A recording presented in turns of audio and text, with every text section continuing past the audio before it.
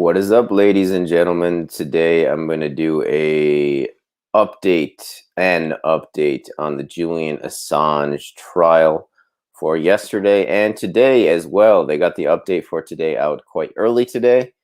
It's only 3:30 here on the East Coast. So it's good because yesterday was quite late, which is why I didn't do the update video yesterday. So double update today for Wednesday, September 24th, and Thursday, September 25th as well. Am I thinking that right? Or today the 25th. Today's the 25th, but today is Saturday, right? Excuse me, Friday. Anyways, we know what day it is. It's 25th. But let's do yesterday first. Talking about CryptoMe. Let me pull this up. So we got an image. Editor-in-chief of WikiLeaks and Julian Assange as well. Let me just pull this up so we have something to look at. There he is. Kristen Rafnason, WikiLeaks editor-in-chief. So yesterday, CryptoMe published unredacted cables first, medical testimony continued as well. So that was the topics. At the very end of yesterday's proceedings, the defense read aloud an important and consequential witness statement from John Young, host of CryptoMe.org, saying, I published on CryptoMe.org unredacted diplomatic cables of September the 1st, 2011, under the URL, list the URL, and that publication remains available at present. Since my publication on CryptoMe of the unredacted diplomatic cables, no U.S. law enforcement authority has notified me that this publication of the cables is illegal, consists or contributes to a crime in any way, nor have they asked for them to be removed. The statement is a critical piece of evidence against the U.S. government's indictment of Assange for publishing the unredacted diplomatic cables in 2011. The prosecution must prove, quote, dual criminality, that Assange's alleged offenses in the U.S. would be a crime in the U.K. as well. Republishing classified documents is not a crime under the UK's Official Secrets Act, the way that publishing them is. The witness statement corroborates previous testimony from John Gates and others on the chronology of events, that WikiLeaks was not the first to publish the unredacted cables, and in fact took great care to prevent names from being disclosed. The defense also read a statement from Christopher Butler of the Internet Archive, also known as the Wayback Machine, a US-based historical internet record based on snapshots of websites over time. That's awesome. Butler confirms that the Internet Archive still to this day hosts records of WikiLeaks publications and that the US government has never attempted to take this data offline. Medical experts also spoke on the dangers of extradition. And yesterday's proceedings mostly consisted of live testimony from Dr. Nigel Blackwood, the prosecution psychiatrist who interviewed Assange in prison, and Dr. Sandra Crosby, who visited Assange multiple times in the Ecuadorian embassy and once again in Belmarsh. Once again, because this testimony dealt with Julian's personal medical condition and history, we will try to summarize the relevant portions rather than provide every detail. Dr. Nigel Blackwood is a consultant forensic psychiatrist with the NHS, and he produced a report for the prosecution on Assange's mental health and his suicide risk in the event of extradition. Dr. Blackwood has previously provided testimony supporting extradition in the case of Korkala versus Polish Judicial Authority in 2017. Medical testimony is used to establish whether the physical or mental condition of the person is such that it would be unjust or oppressive to extradite him, as that would violate Section 91 of the UK's 2003 Extradition Act, and to prevent violation of Article 3 of the European Convention on Human Rights, which states that no one shall be subjected to torture or to inhumane or degrading treatment or punishment.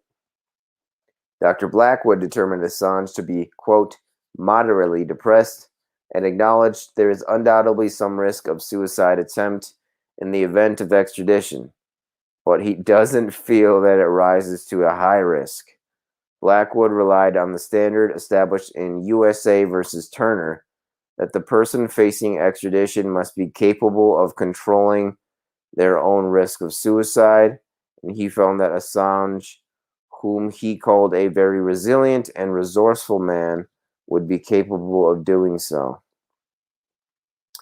In addition to USA versus Turner, there is also relevant precedent in USA versus Lori Love, in which the UK's High Court overturned the lower court's judge's ruling that Love could be extradited because the judge relied too heavily on the assurances that the U.S. Bureau of Prisons could provide adequate mental health care and prevent suicide in prison, which of course it can't.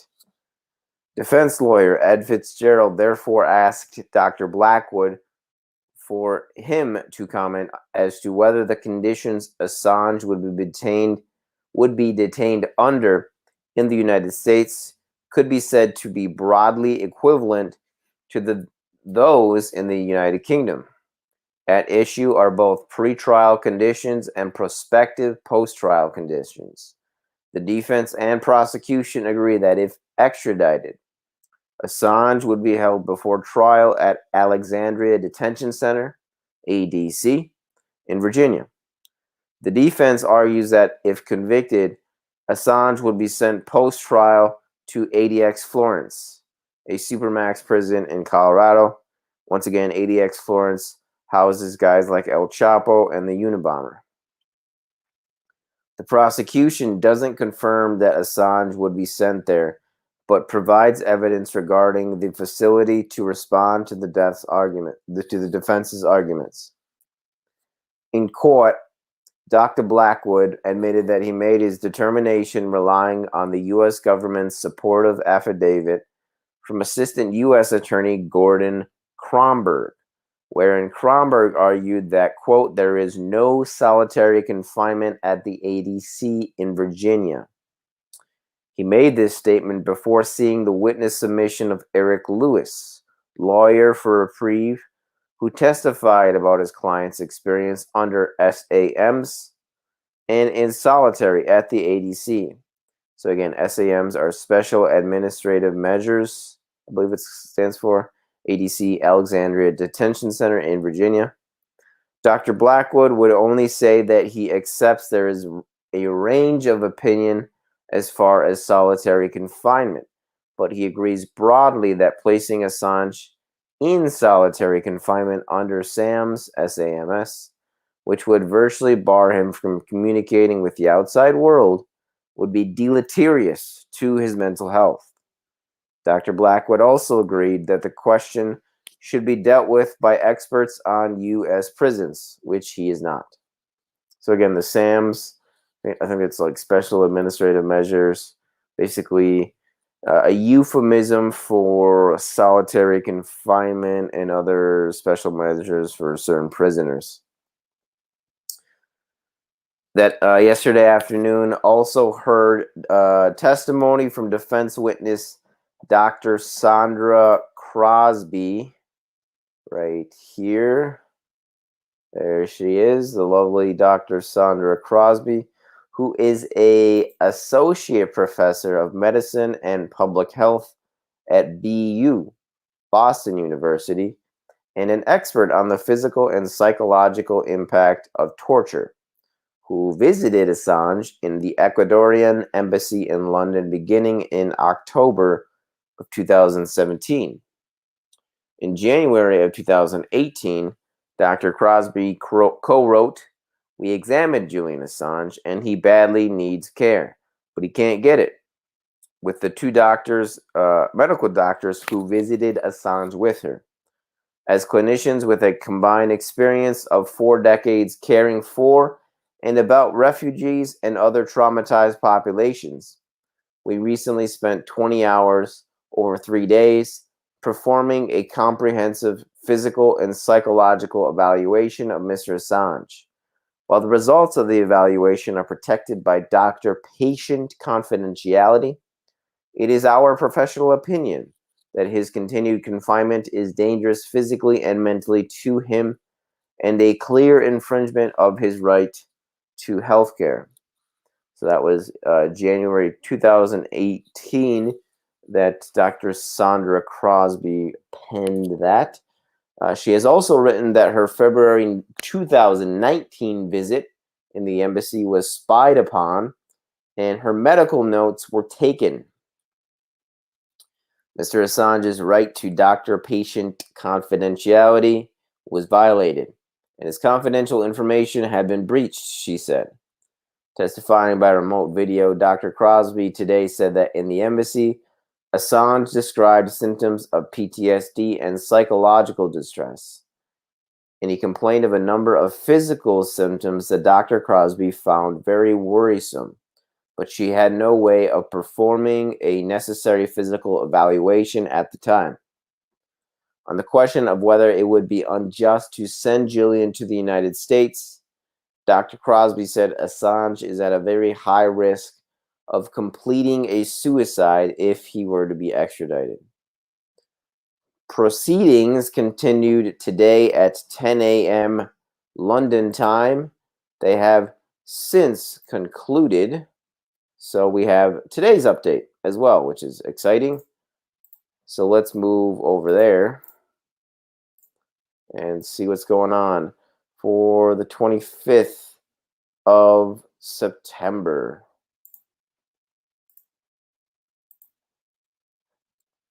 Yeah, this Rebecca Vincent. We'll hear about her. The judge admits political nature of Assange's case. This should be good. Before testimony began today, Judge Baritzer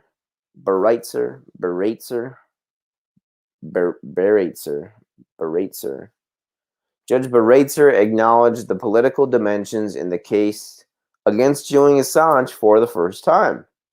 Amid discussion of when closing arguments will be submitted and how much time is needed to prepare them after testimony concludes next week, the judge asked the defense whether the U.S. presidential election would impact the defense's case. Lawyer Ed Fitzgerald said, "Much of what we say about Mr. Trump personally goes to why this was initiated. That will all remain good. And much of what we say about the fate which awaits Mr. Assange remains good because it's not about systemic faults in the prisons and his underlying conditions. But the situation would be all the worse if Trump were to win the re-election," he said. Really? That is very, very interesting that he would say that. The judge said that she had hoped to give her ruling or at least have closing arguments in before the U.S. election on November 3rd. But in granting the defense 4 weeks to submit closing arguments after testimony, and the government a further 2 weeks to respond, she said her ruling will have to come in the new year. So I was right in the sense that yesterday, I think it was yesterday or 2 days ago,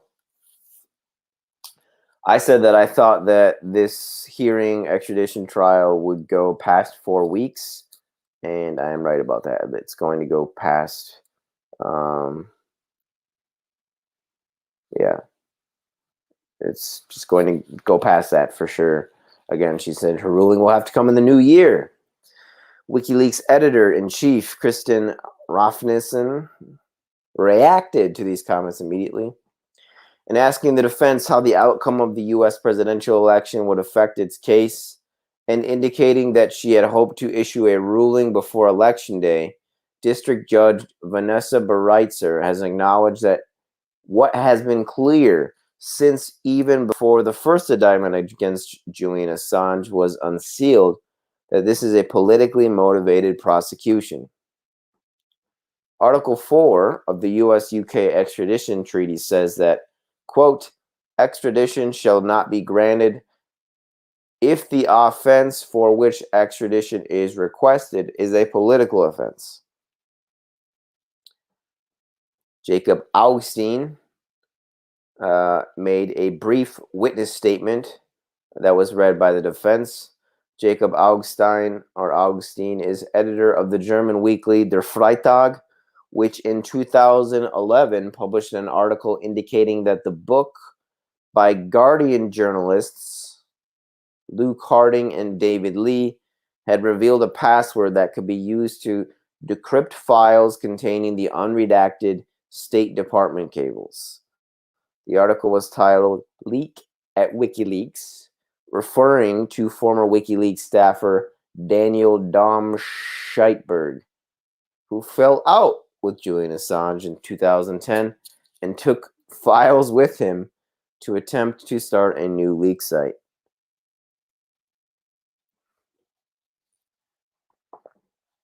So I think that's a pretty big development that the judge is admitting. Hey, Dolly. The judge is admitting that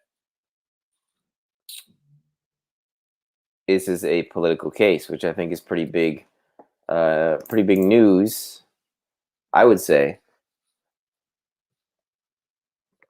I didn't see that coming. I think a lot of people think that if this does get rejected or the extradition gets denied, it'll come at a higher court, but we can only wait and see. So again, back to Jacob Augstein. Augstein's statement alludes to the fact that it was a mirror created or controlled by Dom Scheitberg that contained the file that could be decrypted with this password.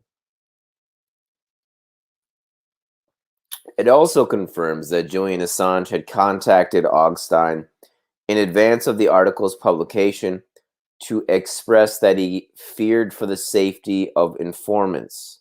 As we've reported, the government's publishing charges are only for the unredacted State Department cable publications, and they hinge on their claim that Assange didn't care about the release of sources' names. Patrick Eller debunks Manning Assange conspiracy. Today's first live witness was digital forensic expert Patrick Eller, who served in the U.S. Army for 20 years as a criminal investigator. Ellis is now president of Metadata Forensics, which provides digital investigation and forensic examination in both civil and criminal cases.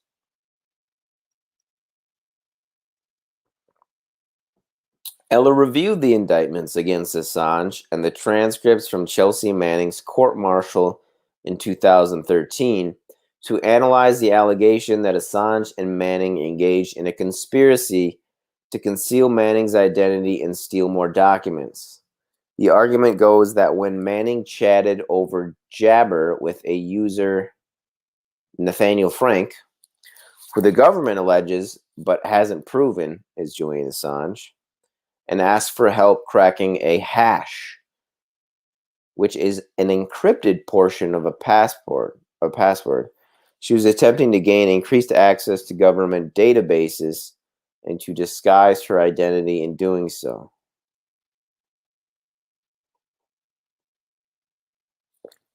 Eller's testimony establishes several key points. The attempted cracking of the password hash was not technologically feasible in 2010 when the conversation happened. First, some background on how encrypting a password works. An algorithm turns plain text, or a regular password with numbers, letters, and special characters, into a hash value. which is a unique jumble of characters written in a hexadecimal written in hexadecimal numbers, which is a numbering system that uses 16 characters and stored in a security accounts manager database, or a SAM, not related to the other SAM. And then encrypted with a key, which itself is stored in both the SAM file and a system file. This means that one needs both the SAM file and the system file to crack a password. Ellis explains. Manning only retrieved the encrypted hash value from the SAM file. She did not have the system file or the portions of the SAM file that are required to reconstruct the decryption key for the hash. This decryption step is necessary before the hash can be cracked, and it is a separate process from cracking the hash by guessing difference password values with rainbow tables. At the time, it would not have been possible to crack an encrypted password hash such as the one Manning obtained. Even if it were feasible, the purpose would not have been to conceal Manning's identity. The government allegation that there was an attempt to gain anonymity is greatly undermined by the tracking system which identified users. The government says that Manning wanted to crack the password to be able to log into a, quote, FTP user account, end quote, which it says would make her look like an administrator rather than her Bradley.Manning account she was given as an intelligence analyst. But the military tracked computers based on IP addresses, not account details. So even if she were to log in with the admin account, it would still be traced back to her identifiable computer. The March 2010 Jabber chat about hash cracking came after the hash cracking slasher, the hash slinging, hash cracking, mash ringing slasher. What show am I referencing, people? Come on now. Anyways, the March 2010 Jabber chat about hash cracking came after Manning had already leaked the Guantanamo Bay detainee assessment briefs, the Iraq and Afghan war logs, and the rules of engagement. So the only documents left are the State Department cables, which are stored in a government-wide intranet which is an internal version of an internet called SIPRNet, or SIPRNet with one P and no E. Accessing this network does not require login information, so she already had access to it well beforehand. Furthermore, L testified that everyone tasked with using secret government documents would have had access to this database. Asked to give an estimate as to how many people had SIPRNet access, Eller said it was, quote, in the millions. What is far more likely, Eller testified, is that Manning wanted to use the admin account in order to download movies, music, and computer games onto her computer. That warrants a sip.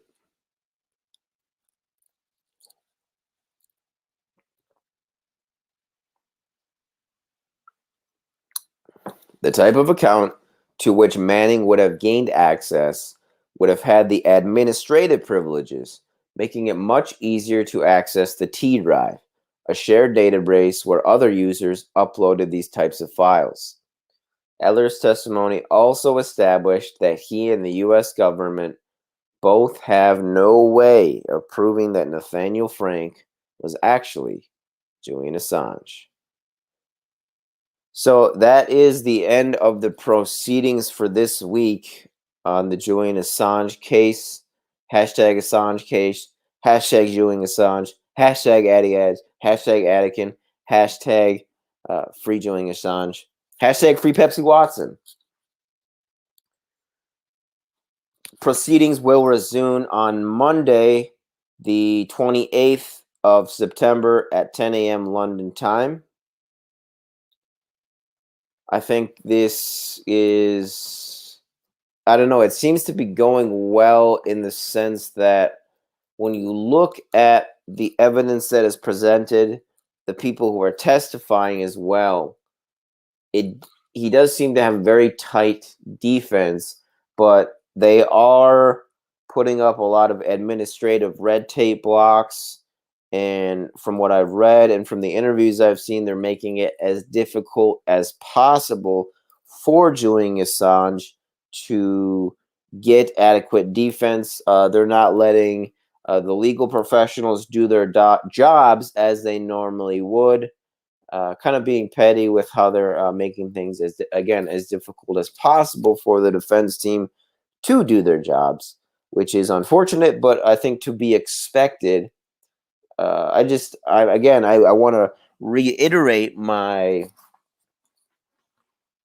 I mean, some people have called it disgust that they have. For me, it's just shock, surprise, almost some sort of bewilderment at how little coverage this case is actually getting. It's just so monumental in world history. And I think it was George Galloway. I think that's his name, the one guy from RT who used to be an MP in the United Kingdom. Basically said that Julian Assange's name is already etched into the stars.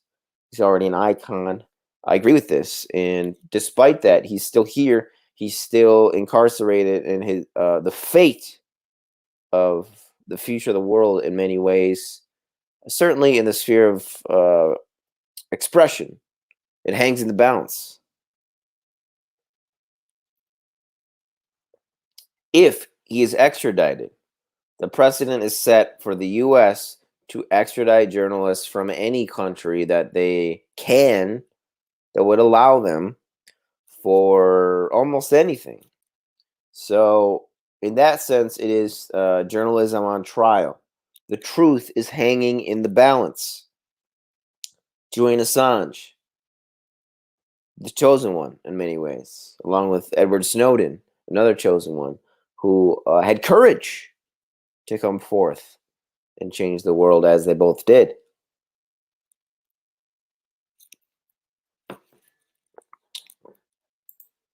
Let's look at comments. Looks like it's just Dolly, myself, and a few others. Pretty quiet Julian Assange stream on this Friday afternoon. Coming to you live from the Shrimp Castle on the East Coast in Buffalo, New York. Please give me a like and sub, people. I would really appreciate it.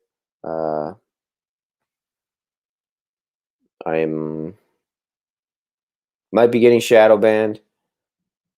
Might be getting shadow banned. I definitely got demonetized. They still haven't gotten back to me about getting monetized. And yeah, Melanie Shaw is somebody I definitely want to look into. UK political prisoners, one named Melanie Shaw. She is a VIP elite whistleblower. I like the new avatar, Dolly, going really dark with it. George is his name, but yeah, we want Pepsi home. Free Pepsi Watson, people. Maxina, checking in. So yeah, Julian Assange, guys, just the last couple updates for today and yesterday. And I'm going to be coming out with more Assange updates as the trial unfolds. Please like, subscribe if you're feeling real generous. Give me a Patreon $1 subscription, or you could do just a GoFundMe or PayPal donation too. Stay frosty, folks.